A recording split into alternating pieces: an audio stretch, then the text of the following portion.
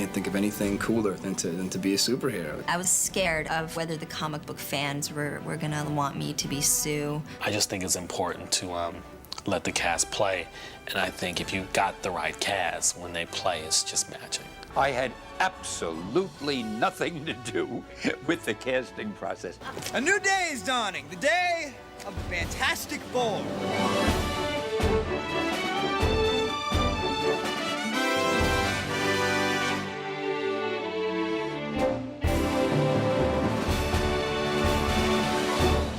My name is Stan Lee, and together with Jack Kirby, the artist, I created the Fantastic Four.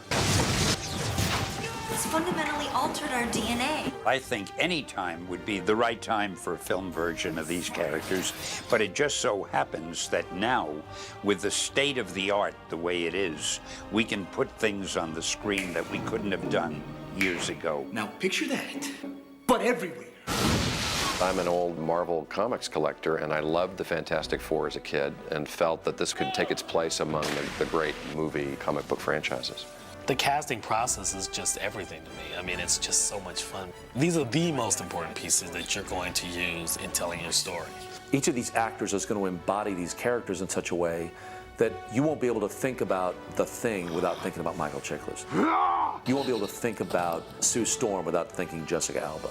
That's kind of fun for them to establish these characters and to, you know, set the foundation of this comic franchise. Once you get a great cast, there's a magic that you can't direct. It comes from just the right cast being together and feeding off one another. Let's shoot it.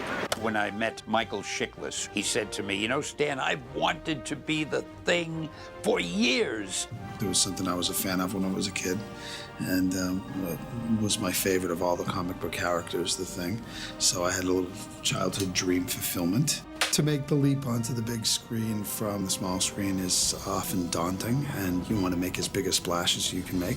This was something that could make a big old cannonball splash, and I'm really happy at the way it's turned out.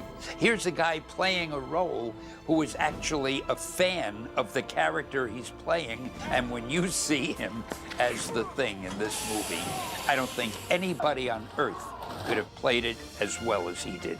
We are so lucky to have gotten you to play this. Oh, thank you, sir, so much. I don't think anybody else could do it this way. He really wanted to be this role and transforms when he's inside of the makeup and really embodies who the Thing is. It's clobbering time. I sat down and I said, if I was gonna play Sue Storm, this is how I would play her. So you're probably not gonna hire me, because I thought Sue Storm should be conservative, intelligent, a little uptight, a little controlling, emotional, maternal, madly in love with her guy. You know, I don't know how many gene research scientists are young women.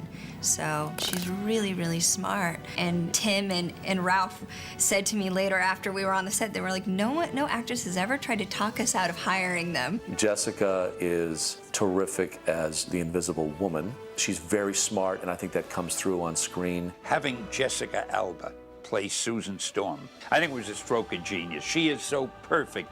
The fans love her, and she did a wonderful job. When Stan Lee said, you are the best Sue Storm, I was like, the guy who created it embraces me, so how can the fans be mad? Look at me. I can't. What do you mean you can't? Look at me! Ian Gruffudd is just great as Reed Richards, or Mr. Fantastic, as he modestly refers to himself. And I think he brings a certain sobriety and thoughtfulness to counterbalance the other characters. He's great. Who wouldn't want to be related to a character called Mr. Fantastic? I mean, it's awesome. I've been renowned for playing a character called Horatio Hornblower, so it's going to be great for people to be shouting, hey, Mr. Fantastic, how's it going? It's clobbering time! It's catchy, right? It's clobbering time! My gosh, Chris Evans as the Human Torch. He has all that wise guy personality, all the youthful enthusiasm, all the excitement about enjoying being the Torch. Don't even think about it. Never do. What are you doing? That role had very little on page, in the sense that Johnny Storm is really just a happy-go-lucky, kind of, in the comics, a teenager. I said we'd be, upset if I take some liberties.